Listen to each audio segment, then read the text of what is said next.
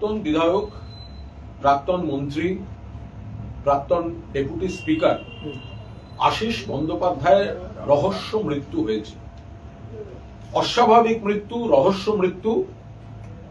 সাধারণভাবে সেটিকে আত্মহত্যা বলে একটি বিষয় সামনে এসেছে। তো পুলিশ প্রশাসন তদন্ত করছে। আমরা বলছি এটা একটা ভয়ঙ্কর ঘটনা। বাংলার আজকের রাজনীতি যে কদর্য অবস্থায় দাঁড়িয়ে আছে, তার পরিণতি এই আশিস বন্দ্যোপাধ্যায়ের মতো একজন মানুষের এই অস্বাভাবিক মৃত্যু। যদি আত্মহত্যাও হয়ে থাকে, করলেন কি করে?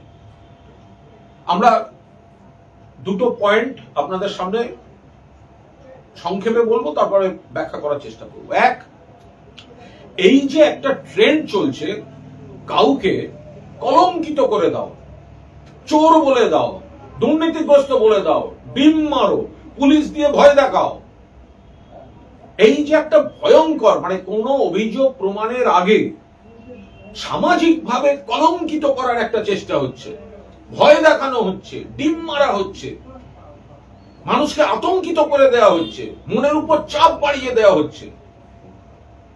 আশিস বন্দ্যোপাধ্যায়ের মৃত্যু তার জ্বলন্ত উদাহরণ। কয়েকদিন আগে সেই ভিডিও প্রকাশ্যে আছে, আপনারা দেখিয়েছেন।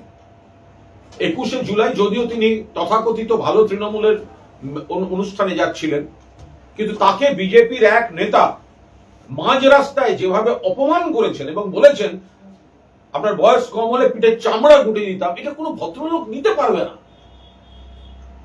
এই ঘটনাটিকেও পুলিশ, এই সবার, এই সিস্টেমটা, যারা এখন এই হুমকি সামাজিক জেরেই কিন্তু প্রাণ ব্যানার্জি। দুই, আর একটা জিনিস দেখা গেল, এই যে তথাকথিত ভালো তৃণমূল চাটন, ওই দিকে নাম লেখালেও কিন্তু বাঁচা যায় না। আজকে যেভাবে 21শে জুলাই এই চাটনদের সভার দিকে যাচ্ছিলেন আশিস ব্যানার্জি, তো তাকে যেভাবে অপমান করা হয়েছে, অপদস্থ করা হয়েছে, কেউ তো প্রতিবাদ করেনি, ওদের নেতারা তো এসে পাশে দাঁড়ায়নি। একজন মানুষ, বর্ষিয়ান রাজনীতিবিদ এত মনোকষ্টে আছেন যে এইভাবে মৃত্যু হচ্ছে, কই তাদের নেতারা? গোটা বীরভূম তো নাকি ভালো তৃণমূল হয়ে গেছে, গোটা বীরভূম তো চাটন চাটন চাটন চাটন, কই এই মানুষটার পাশে দাঁড়ালেন না? তো আজ এই মুহূর্তেও তার ফেসবুকে যান, তার কিন্তু মমতা বন্দ্যোপাধ্যায়ের ছবি সেখানে। কোনদিন হয়তো উনি চাপ দিয়ে তাকে শিবির বদল করানো গিয়েছে, কিন্তু মমতা বন্দ্যোপাধ্যায়ের বিরুদ্ধে একটা শব্দ বলেননি। আমাদের কাছে একাধিক সূত্রে খবর আছে উনি কিন্তু চাপের মুখে ওদিকে গিয়েছিলেন। বীরভূমের যারা যারা নিজেদের পাপ বাঁচাতে ওদিকে গেছেন, তারা আশিস বাবুর মতো একটি লোককে সঙ্গে নিয়ে যাওয়ার জন্য চাপ দিয়েছিলেন। উনি দিদির সঙ্গে থাকতে চেয়েছিলেন। এগুলো আসছে, এগুলো পুলিশ খোঁজ নিক সত্যি না মিথ্যা। ফলে আমরা এর পুরো দস্তুর নিরপেক্ষ তদন্ত চাই। পুলিশ প্রশাসনের উপর আমাদের আস্থা নেই, কারণ এই পুলিশই তো দলদাসের কাজ করছে। এই পুলিশই তো নেতাদের ডেকে ডেকে বলছে অমুক জায়গায় যেতে হবে। এই পুলিশের এসপি থেকে শুরু করে হয়তো অন্য জেলার, আমি নির্দিষ্ট কোন এসপি বা থানার কথা বলছি না, আপনারা জানেন না কাদের কাদের আপনারা ডেকে বা ফোনে বলছেন অমুক দলে যেতে হবে, অমুকের সঙ্গে থাকতে হবে, নইলে এই এই ব্যবস্থা হবে, বলছেন না? বীরভূম থেকে শুরু করে উত্তর কলকাতার বড়তলা, মানিকতলা, চিতপুর থানার ওসিরা এসব করছেন না? এর খারাপ যদি কোনো পরিণতি হয়, তার জন্য আপনারা দায়ী থাকবেন। আপনারা ভয় দেখাচ্ছেন। আপনারা BJP, Burtolla, Chitpur PS and other PS, Jorasanko PS, আর সারা বাংলায় তো চলছে, সারা এইটা থ্রেট কালচারের মৃত্যু। যদি আত্মহত্যা হয় তাহলে থ্রেট কালচারে আত্মহত্যা, আর যদি আরো রহস্য কিছু থাকে তাহলে সেটা পুলিশ করুন।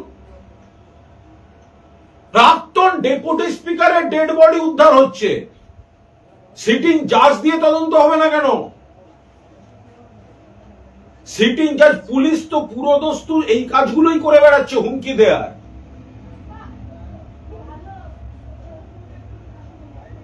একের পর এক নারী নির্যাতনের অভিযোগ আসছে, একের পর এক তোলাবাজির অভিযোগ আসছে, একের পর এক অমুকের অভিযোগ আসছে।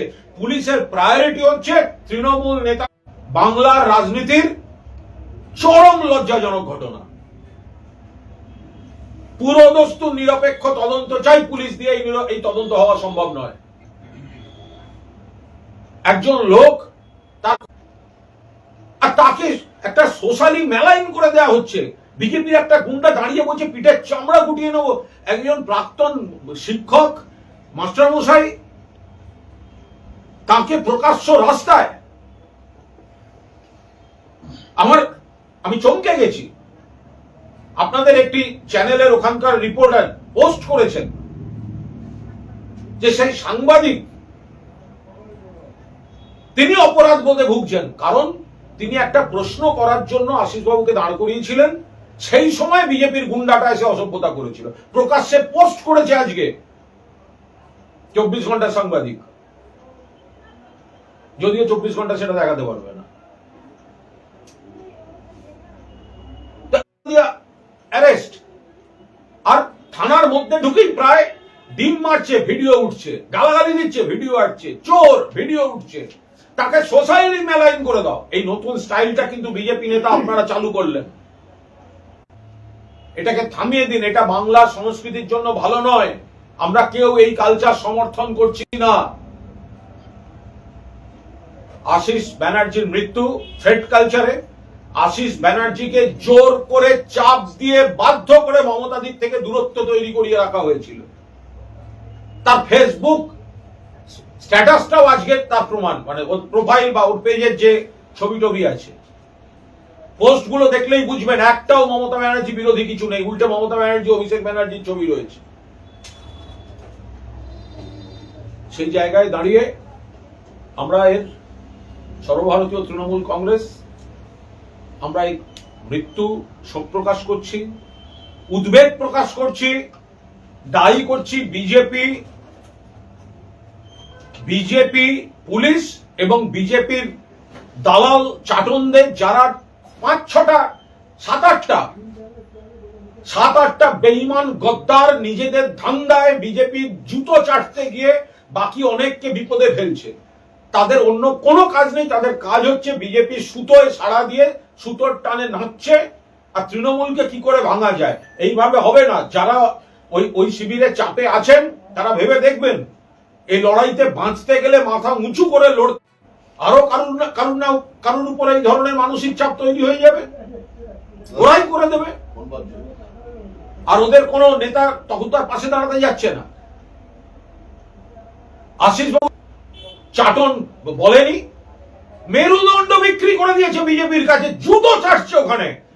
একবারও তো দাবি করেনি ওই ভদ্রলোক আমাদের শিবিরে আছেন, যে লোকটা ওকে পিঠের চামড়া গুটিয়ে দেওয়া বলেছে তাকে অ্যারেস্ট করতে হবে বলেছে? একটা ভিডিও দেখাতে পারবেন কেউ? একটা স্টেটমেন্ট দেখাতে পারবেন কেউ? যারা জুতো পরে জাতীয় পতাকা তোলে তাদের কাছ থেকে আপনি কি আশা করেন? আশিস বাবুর মতো একটি লোককে মানসিক চাপ দিয়ে যন্ত্রণায় ফেলে একটা অস্বাভাবিক মৃত্যু। হামলাটা হয়েছিল যখন তাকে মারবে বলেছিল তখন যায়নি কেন? এখন কি করতে যাচ্ছেন? এখন গিয়ে ওনার লাভটা কি? তো লোক দেখানি। এখন গিয়ে কি করবে? যখন যদি উনি ওনাদের টিমে ছিলেন, যখন ওকে অত্যাচার করা হলো, হামলা করা হলো, এখন কেন যাচ্ছে? তাই যদি হয় তাহলে চাটন ঋত আগে বালুরঘাটে সেই মাইটির বাড়িতে যাক। ঋতব্রত বন্দ্যোপাধ্যায়, চাটন ঋত, বালিশ চাটা ঋত, ধান্দাবাজ ঋত, তার বিরুদ্ধে ধর্ষণ, সেই মেয়েটির অস্বাভাবিক মৃত্যু হলো কেন? আমরা তো বলছি তারও তদন্ত চাই। আশিস বন্দ্যোপাধ্যায়ের বাড়িতে যাচ্ছে কেন? অস্বাভাবিক মৃত্যু হলে নম্রতা দত্তর বাড়িতেও যাক, বালুরঘাট থানায় যাক, কেন যাবে না সেখানে? ঋতর বিরুদ্ধে অভিযোগকারিনীর রহস্য মৃত্যু হয়েছে, অস্বাভাবিক মৃত্যু হয়েছিল বলে অভিযোগ, তাহলে সেখানে যাচ্ছে না কেন ঋত? এখানে কোনো দায়িত্ব পালন করেনি, এখন মুখে চুনকালি পড়েছে, সেই জন্য যাচ্ছে। আর সঙ্গে কারা যাচ্ছে?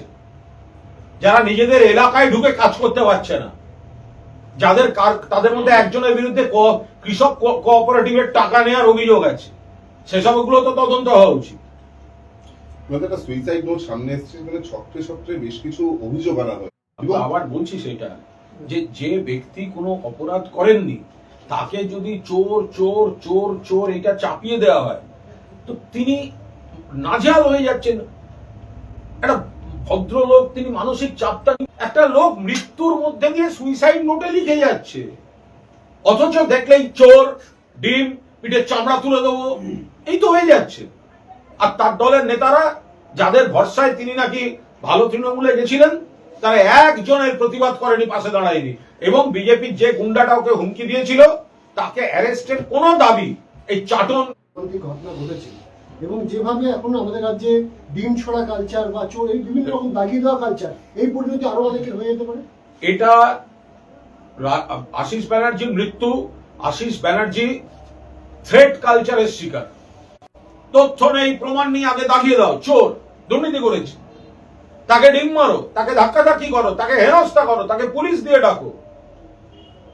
নির্মল ঘোষকে আমি সমর্থন করছি না, ডিফেন্ডও করছি না, কিন্তু একটা 80 বছর বয়স, আমরা চেক করছি, অন্য মামলায় আটকে রাখতে হয়েছে, কিন্তু সেখানে একটা 80 বছর বয়সী লোককে যেভাবে অর্গানাইজড ওয়েতে সরকারি প্রেমিসেসের মধ্যে পুলিশ কাস্টাডিতে থাকা অবস্থায় ডিম মারা হয়েছে, গায়ে হাত দেওয়া হয়েছে, সে ভদ্রলোকে যদি ওখানে হুমকি দিয়ে ডিম মারা, সামাজিক ভাবে মেলাইন করে দেয়া, অপমান অপদস্থ করে দেয়া, কলঙ্কিত করে দেয়া, ভেতরে যন্ত্রণা তৈরি হয়ে যাওয়া, সেই মানসিক চাপটা আশিস যে কোনো কারোর ক্ষেত্রে ঘটতে পারে। আমি আবার বলছি, একাধিক থানার ওসিদের বলছি, আপনারা উপর মহলের নির্দেশে যাদের যাদের ডেকে বলছেন ওই পার্টিটা করো না, অ্যারেস্ট করতে বাধ্য হব, ইনস্ট্রাকশন আসছে, তিনি ফাঁসবেন না, সবার আগে কিন্তু আপনি ফাঁসবেন। কারণ যে যারা এগুলো শুনে আসছে তারা আপনার নামটাই আমাদের বলছে, আমরা সাক্ষীটা যে দেবো আপনার বিরুদ্ধেই দেব। আপনারা আদালতের দ্বারস্থ হবেন? এই যে থ্রেট কালচার বলছেন, এই যে বিষয়টা দল সিরিয়াসলি ভেবে দেখছে। অলরেডি বলা হয়েছে, কোর্ট তো থামাতে বলেছে, থামানোর দায়িত্ব তো রাজ্য সরকার আর পুলিশের। পুলিশ তো সাজিয়ে দিচ্ছে। আজকে আশিস বন্দ্যোপাধ্যায়কে প্রকাশ্য রাস্তায় যদি কেউ বলে পিঠের চামড়া গুটিয়ে দেবো, অন্তত ডেকে তো পুলিশ সতর্ক করবে তাকে। নির্মল ঘোষ থানা থেকে বেরোচ্ছেন, পায়ে হাত দিচ্ছে, কেন ব্যবস্থা নিচ্ছে না? যে দোষ করেছে আইনে ব্যবস্থা নিন না, কে বারণ করেছে? আপনারা মিথ্যা অভিযোগ করছেন, ভিত্তিহীন অভিযোগ করছেন, আগে ধরে নিচ্ছেন, করে তাকে সামাজিক ভাবে মেলাইন করছেন, তার গায়ে চিঠিতে একটা জায়গায় শুধু বলেছেন যে দলের সব উন্নয়ন মানতে না পারলেও প্রতিবাদ করতে পারেননি, সেই আক্ষেপটাও তিনি প্রকাশ করেন চিঠিতে। 100%, কারণ উনি যে দলে আছেন নিশ্চয়ই সেই দলের কথাই বলেছেন। ওনার যেভাবে ওনাকে নিয়ে যাওয়া হয়েছে, যারা মমতা বন্দ্যোপাধ্যায়কে অস্বীকার করে চলে যেতে চাইছে, উনি তো সেটারই প্রতিবাদ করছিলেন, ওনাকে তো চাপ দিয়ে রাখা হয়েছিল। উনি তো মমতা বন্দ্যোপাধ্যায়ের সঙ্গে, আপনি দেখুন না, আপনার ফেসবুক পেজ দেখুন, আজও মমতা ব্যানার্জি, অভিষেক ব্যানার্জির ছবি। তো ওনার ওই চিঠির একটাই মানে হতে পারে, উনি তো ওই দলে চলে, সিম্বল কেড়ে নেওয়ার লড়াই, এটা তৃণমূলের সঙ্গে ঠিক হচ্ছে না, তো ওনার কথা কেউ শোনেনি। এর দায় তো ওই দলের যারা পদাধিকারী আছে তাদেরকে কাস্টডিতে নিয়ে জিজ্ঞাসা করা উচিত। অত্যন্ত আপত্তিকর ঘটনা। একটা জঙ্গলের রাজত্ব কায়েম হচ্ছে, পশ্চিমবঙ্গে। এটা হচ্ছেটা কি? থ্রেট কালচার, গুন্ডামি, ডিম মারা, হামলা করা। বিজেপিকে কি ছাড়পত্র দিয়ে দিয়েছে রাজ্য পুলিশ প্রশাসন? এটা হচ্ছেটা কি? একটা আন্দোলনের কথা বলার জন্য বাড়িতে ঢুকে হামলা হবে? বহু আগে দেখেছি, রাগ হলেই খুন, সেইটা আবার বিজেপি ফিরিয়ে আনছে আরো মারাত্মক চেহারা দিয়ে। পুলিশকে আরো বেশি দলদাস হিসেবে ব্যবহার করা হচ্ছে। এইখানে হামলা করে গেছে, বাইরে মমতাদির ছবি ভেঙে গেছে, আমার বাড়িতে হামলা করে, কিন্তু এতে আমাদেরও ভয় পাওয়ানো যাবে না। কিন্তু বাংলার মান ইজ্জত শুধু চমকে ধমকে বড় বড় কথা বলে রাখা যাবে না। এই সরকার কি কাজ করছে না, মমতা ব্যানার্জি স্কিমগুলোই নতুন নামে চালাচ্ছে,